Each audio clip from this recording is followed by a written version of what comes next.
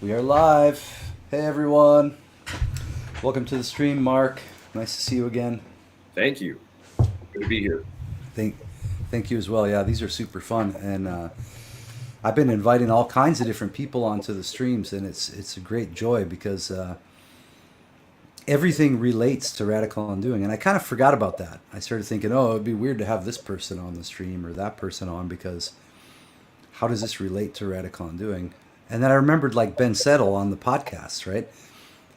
From the outside, it's like, oh, he's just some marketing guy. But really, it relates to the undoing stuff because the way his mindset is and the way he approaches business, the way he approaches work is so different that requires you to undo your previously held ideas about those things. So then, and then I've connected the undoing back to business because, or at least to work in some regard, because as soon as you start undoing, then you're going to approach your business and your life and your job very differently than you did before. You know, so it relates to everything because it's a cleansing of the perceptual lenses. It's making you see reality more clearly than you ever did. And then everything else is different. The way you relate to other people is different. The way you do work and money is different. The way you do everything is different. I mean, So that's the beautiful. today, Sorry to say cut you no, off go. here. It's Please so do. Please beautiful cut me about off. it's so beautiful about undoing is that it doesn't just stay while you're doing the undoing. It pervades the rest of your life. Yeah, and maybe even a more accurate way to say it is that it's not that it. Yes, it does pervade your life, but in function, the way it works is that something else has already pervaded our lives, which is Mm. tension and these sort of demonic influence of like fear in the mind when there's nothing really going on and mourning the loss of things and like this upset and these sort of tragic victim mindset that's so ubiquitous that we don't even see it. I'm still unearthing victim mindsets 20 years deep where I just don't even notice that they're there, you know? I'll sit down to work on something and then I won't be able to figure it out, like laying out a book or something. And then I won't do it. I just won't do it. I'll walk away from it. And then I'll complain to people, well, I was going to finish the books, but I got to learn how to lay a book out. Then the other day, some guy goes, dude, why don't you hire somebody on Fiverr that like does book layouts all day long? And I was like, oh my God, dude. Like, what? How do I not even just think of like these simple solutions? I mean, it's so obvious. But inside your head, in the victim mindset, it's going to make everything difficult. You'll never even get started on anything, on talking to new people, on doing a new job, doing your own job better, starting a business, whatever the fuck it is. So, but for today, we had Mark mentioned he wanted to do a specific topic that I think is an amazing one that we haven't really released to the public. I'm glad you mentioned it because I'm actually building the new 28-day intensives, and I'm going to put that in there. And this topic, and I'm going to make a note right now in the actual layout of the course, uh, which is holy discipline. So, Mark, what I have in mind is why don't you explain what holy discipline is and how you arrived at it, or what's your understanding of it, and then I'll see if I'll fill in any blanks if necessary, because it's something extremely simple, but to explain it and to put it into practice, it might take a little bit of explanation. But let's try it right now. Yeah. Absolutely. So my understanding is that basically what you'll do is set a timer. So you give yourself a perimeter of how much time you're going to do this, and just notice everything around you in your house. Notice what's out of place, and just start cleaning with no definite goal, and just let yourself flow into it. Enjoy it. Don't complain in your mind. Just flow from one thing to the next. And you don't even have to finish all the cleaning, but just do the time that you've allotted for yourself. Hmm. And now, can you describe in the most recent time that you did it, like describe, say, the flow of events, like, and include the internal, like what you noticed, how you noticed it, how was it out of place, you know what I mean, and then and yeah, go from there. So we scheduled a meetup a couple days ago, and scheduling conflicts came up, and I just started noticing around myself like the dishes are dirty. Okay. So start taking the dishes out of the sink, warming the water up, getting the soap ready, feeling my hands under the water, and start cleaning that, putting the dishes away. And then I knew that I had to do the bedding. So I went down, put those in the wash. And this is the most amazing part because I flipped the mattress and did all that kind of stuff. So the bed feels 10 times better. So sleeping is just such a beautiful experience now. And like a fish in water, I didn't realize how uncomfortable I was sleeping every night. Mm. But now that I finished all that stuff, it was beautiful. That's great. And so, and when you're experiencing it, so let me ask you this then. Let's say outside the bounds of holy discipline or before you learned it, when you went to clean something, did you encounter like resistance in yourself at the same time? Oh, resistance, a little voice in my head constantly complaining, like, I hate this. Why am I doing this? There's no value to this. And then once you put it in the realm of holy discipline, the voice just shuts up and I'm like, no, no, this is necessary. And then I just feel my body moving, watching things complete themselves, cleaning things I never noticed before. It all seems to tie back to awareness. Like when you Right. just let yourself become aware of things that are dirty, throwing up papers that have been on a shelf for 2, 3 years, and you just walk by them. And then you go into I holy know. discipline and you can just see it. Yeah. So holy discipline is like this new, or like a peeling back of the lenses, or let's for the fun of it, it's like putting on these holy glasses that show things as they are. I know for me, how this practice developed in the first place was I had this kind of a special, weird, luminous evening. There was, without going into too much detail, a lover of mine at that time who's no longer in my life, but I knew she was coming over at some point, and I didn't know when, and she was kind of messing with me. And this is a couple of years ago now, and strangely, so the time goes by so fast, man.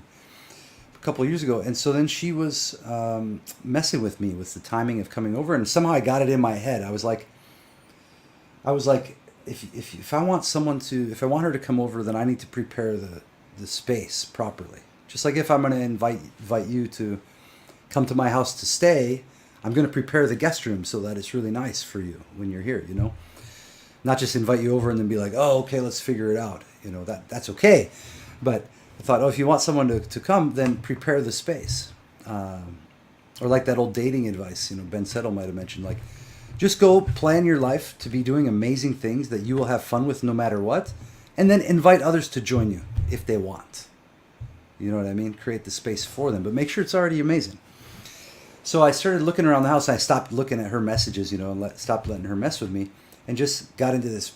And I don't know where I received these instructions from. To me, it's like this holy guidance sort of thing, Holy Spirit sort of thing. We used to call it the direction giver in the daily training or in the weekly training. But this source of data, this source of guidance that's totally pure and righteous, and that you can follow, and that produces results. And I noticed on the wall there was these marks from my bike tire because I bring the bike inside sometimes. And I was like, man, there's a lot of those marks there. That's kind of gross. And it's the first thing you see when you walk in the house. And so I thought, then I caught the thought about it. And the thought was like, oh man, you got to repaint the walls, So I would never just go repaint the wall every day. So it just was like this scum on the wall. It's just going to stay there until I repaint. Well, then I just went and got a cloth and put some water on it. And it just wiped right off, super easily. And it had been there for months, and I noticed it every single time I came in or looked at that part of the wall. So then I looked around and was like, oh, what else is like this?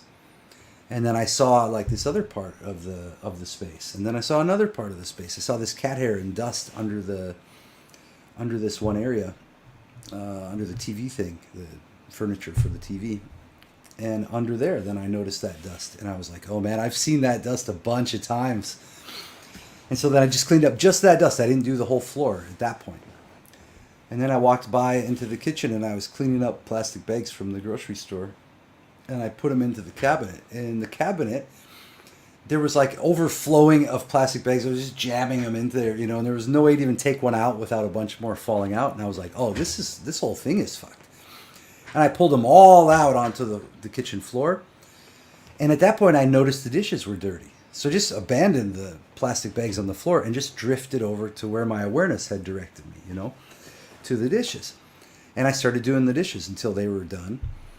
And then as I was doing that, I noticed, man, the stove top is like fucking nasty. And I never really looked at it. And I sprayed it and wiped it down. And then as I looked down, I'm like, oh man, all the drawers where you reach your grubby hands to open for like silverware or whatever. If you look close, you can see some nasty shit on every single one. So I was like, oh, wipe this down. And as I wiped that down, then you're up close, right? And I noticed the whole all the cabinets looked gross and the whole fucking front of the refrigerator. And it's like, oh, what is all this? And then at that point, I went down and started handling the plastic bags and arranging all the bags into an organization system that made sense, where you could deposit and withdraw bags without it being a nasty mess. And so I went on and on like that. It probably went on like that actually for like 5 hours. It was totally insane. And then I realized, fuck, I was living in this like low grade level of filth that no one else would mention. And it wasn't like bad, but it was so different when I had completed all these different processes. I was like, whoa, man, this space feels great to be in. And I had no resistance, no like upset, no like, oh, I don't want to do this at all. It was purely just following this guidance of awareness. And so then, and I had put on the song. So one of the songs was Key, right? Which is that Radiohead song, Everything in Its Right Place. Oh, yeah. So as a guide, when you're doing Holy Discipline, you can put on the song, you know, everything in its right place. And it's not that someone else could come and find the right place of your stuff in your house. They could do their right place. But somehow bizarrely, you'll know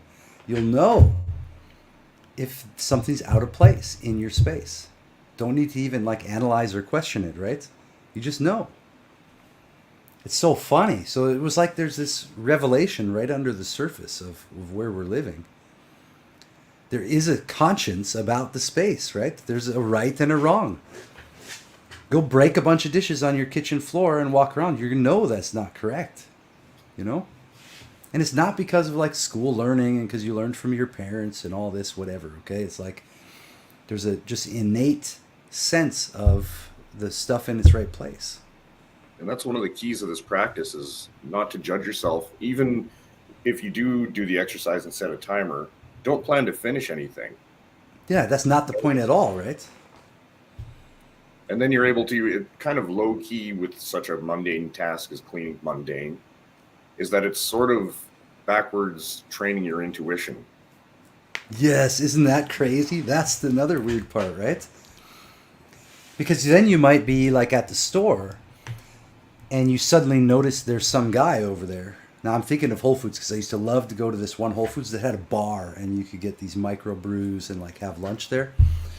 But I would meet cool people at that bar in the middle of the Whole Foods. This is in California. But so for example, you find yourself at the bar and you, for some reason, you're just like, you notice a menu item. Okay, so you go over and order that fucking menu item. You don't sit and look at other menu items. You see what I mean? You just go with that one thing that you notice. You let your awareness be the driver. Oh, wow. Like wild greens salad. Okay. And that draws you to the bar. So you don't even consider anything else. There is nothing else. You order that and you see this, strawberry rhubarb sour alcohol drink. Fuck yes. Bring it on over. And then you notice an old guy sitting next to you and you really notice him. You know what I mean? He's not just in your eyesight, but you're like, oh, hey man, what's going on? Flow right into it.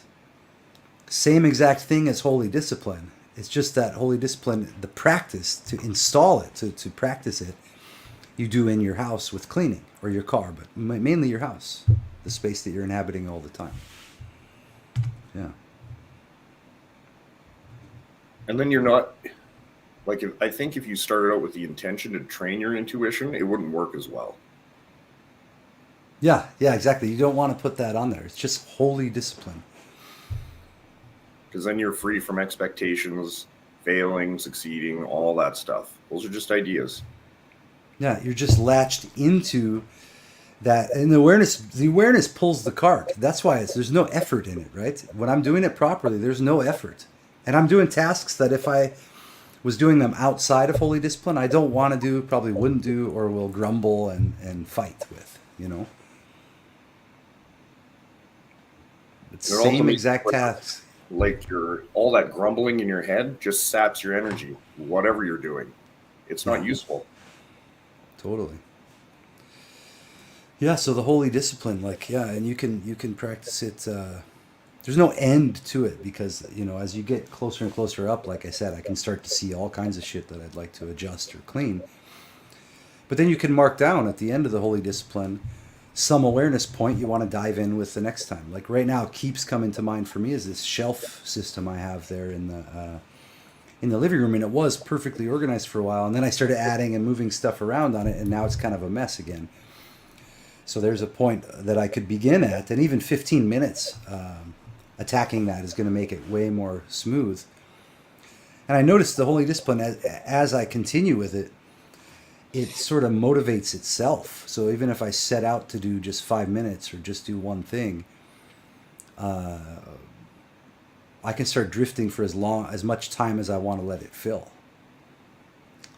And I notice it also does carry over. It carries over into like studying other courses or messing around with the guitar, or like I'm putting together the new intensives, like I said. And as I'm doing it, I'm not focused on the whole intensives or the whole project at one time, because then it's a nightmare. It's like there's no way to focus on what I'm going to do.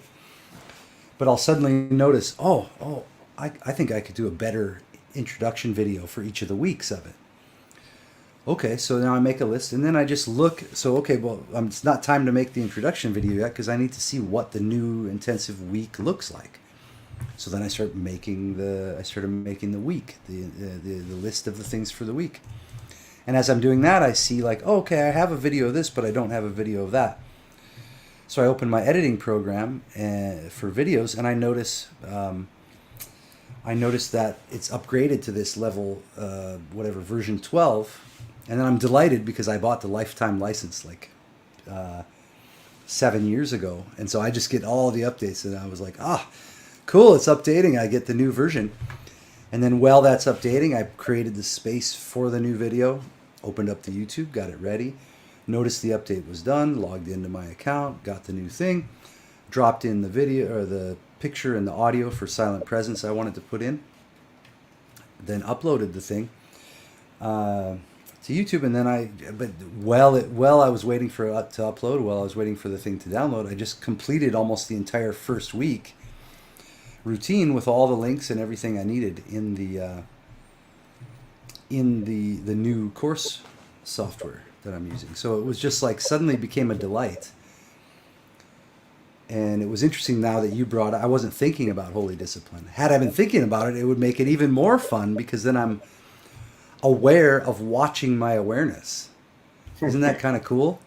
There is always awareness, but being aware of the drift of the awareness, that's a fucking fascinating thing. And it's funny, it almost belies the secret back to the first principles of just undoing, is like how you do one thing is how you do everything. And then it brings you back to presence, awareness, and contact. Yes. Yeah, how you do one thing is how you do all things. That's I'm gonna type that in right now into the intensives. How you do one thing is how you do all things. Okay, thanks for that one, that reminder.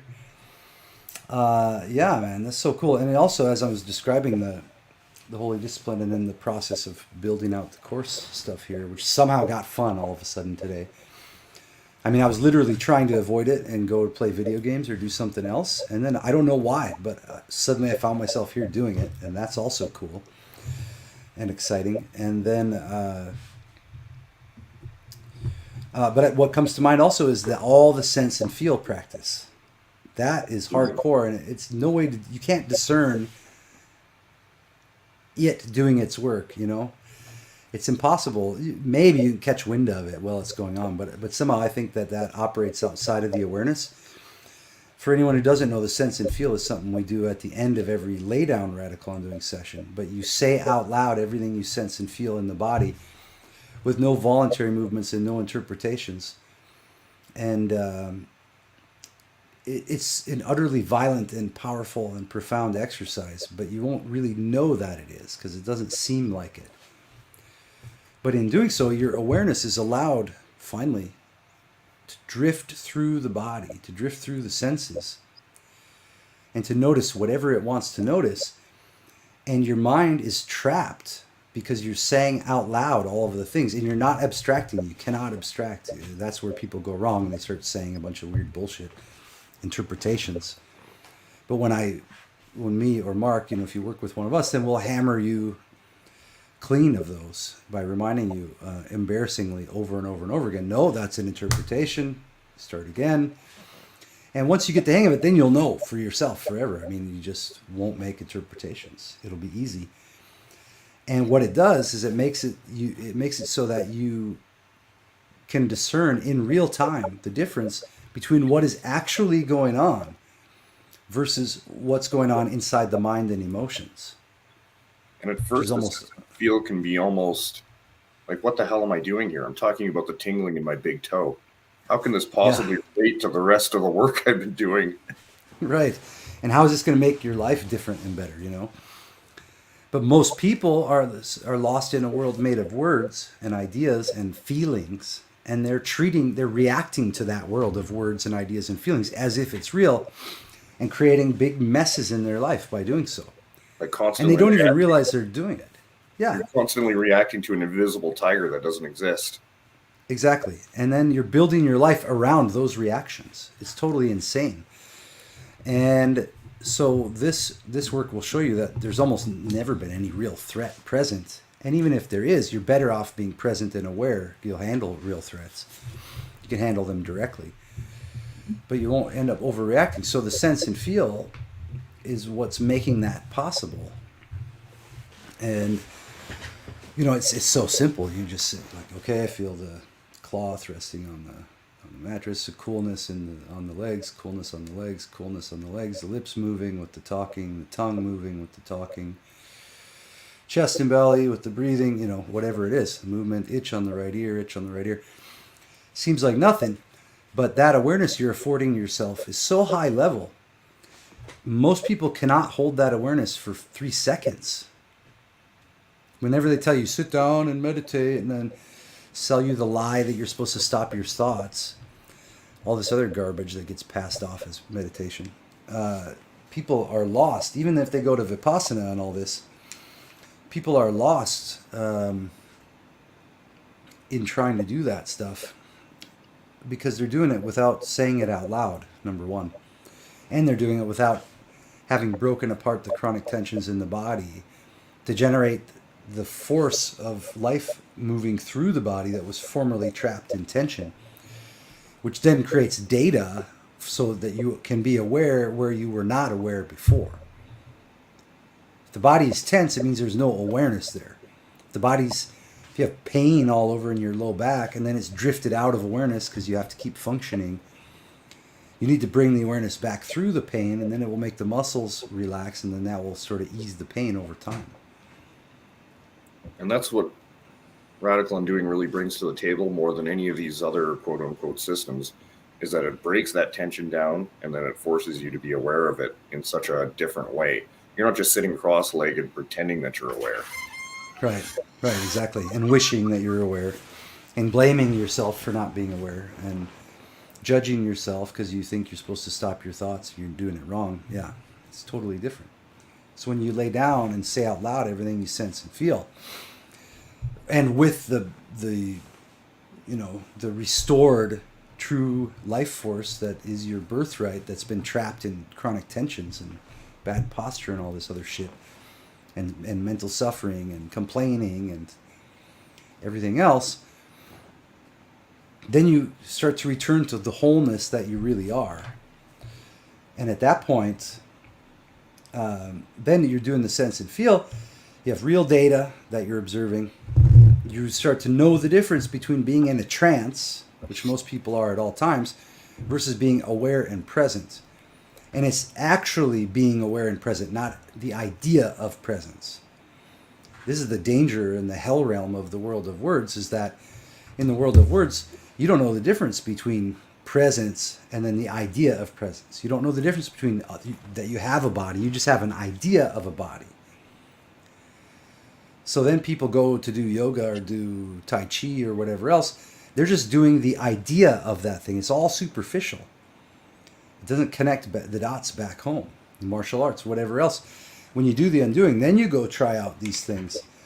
Then you go try out these practices. You'll be like, oh my God, like the body is here doing this, you know? It's so amazing. Just to ride a bike even. It's everything. One secret I've noticed going back to the sense and feel is I've noticed people, they'll shut down and they'll stop talking. The one secret is like, if you have awareness on a part of your body, just say the same thing over and over again. Keep that mouth moving. Yeah, follow. Just see it. Yeah. Keep the mouth moving the whole time. A lot of newbie clients will tell me, and you should watch out for this too.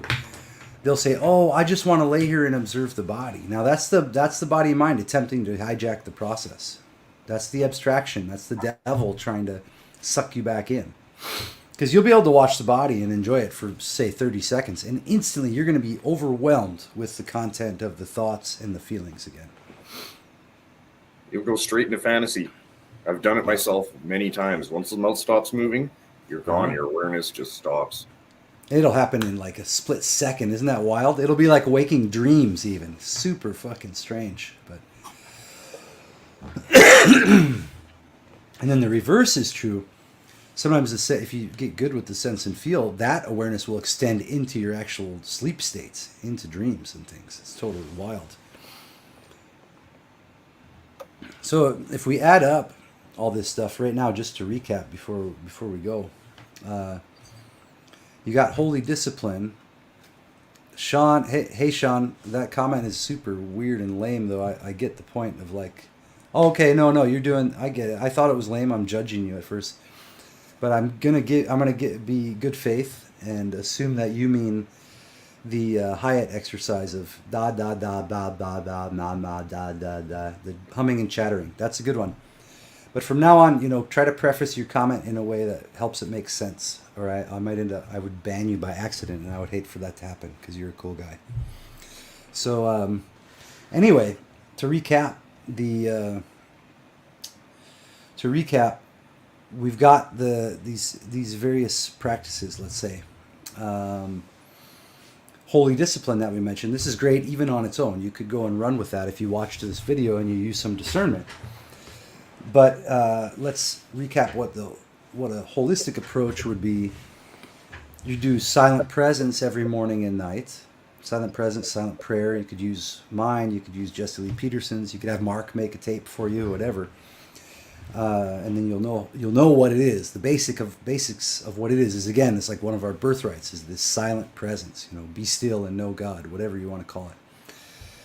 Doing that every morning when you wake up, every night, having that silent time where you observe the body, observe the sounds, observe the thoughts, but know that they are not you. Then you have your undoing stuff like the face stretches, the flops, all the stuff we present on the YouTube. And then once a week, you have the full lay down bodywork session. Now, if you're in Canada, I recommend you go and work with Mark. He's at mark@radicalundoing.com. You can reach him on that email address. It's also in the description here. That would be amazing. And so you get at least your 1 or 2 full sessions a week. That breaks the chronic tension, starts getting you more and more relaxed over time. And has cumulative results over time. This tension never comes back if you keep up with it. So you do your daily undoing stuff. You do your silent presence, 5 minutes, 10 minutes, 1 hour, up to an hour, whatever you want. Get your life going smoothly. Then you start handling the externals of your space with the holy discipline. 5 minutes, 10 minutes. Sometimes you might do it all day.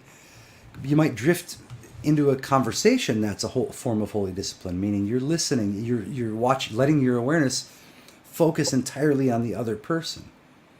We've talked about that, Mark. And I hope that from the teacher training, you used that form of inquiry, like with your wife or with other people, where you're actually able to listen and hear the thing behind the thing and ask deep questions, but not because you're trying to fool the person or trying to get them to like you, but because you became genuinely aware and curious about the other person, So then we bring it out into the external world, like real contact with other humans. And then everything in your life starts to change, because now you're aware, you're letting your awareness guide you. And it also relates to intuition or revelation, meaning you'll know the rightness of things. Just like everything has a right place in your house, the dishes go into a certain spot. You'll be aware of what actions you're about to take that aren't representative of yourself as an image bearer of the Creator, to use terms I like to use. You'll know, your conscience will let you know, and you'll just flow with it. You won't have resistance. You'll just flow with it naturally. And all coming back from doing the dishes properly. Yeah, exactly. So this is nice. So I think this is maybe the best overview we've ever presented about the holistic nature of this work. It's an error to think it's just to alleviate tension or just to get over anxiety. I mean, those are like minor benefits. That's just the beginning. Yeah, just the beginning, man. Yeah. This is an excellent overview, actually. I'm kind of delighted with this. This is something that we can link. This is something you could give to a client or something when you get people coming around or people that are curious. You could link to this video. Yeah, that sounds amazing. We could even edit it a little bit, but I think as it is, it's pretty nice because it ties everything together. It's like the rug at the house of the Big Lebowski. The dude's rug, really ties the room together. We like that rug, man. Yeah. Well, Mark, I got to get going because I'm about to start another stream with Posh from the Made by Jim Bob streams. This was excellent. So if we can, let's do another one tomorrow. I'm going to have Jonah on tomorrow as well, but we could all three come on. So just hit me up. It'd be around the same time. And if you're available tomorrow, let's just keep going. Yeah, it sounds wonderful. Cool, man. Really nice to see you. I wish we could go longer, but I think this was concise and great. Absolutely. Glad to be here. Thanks, Garrett. All right, man. See you soon. Thank you very much. Be well.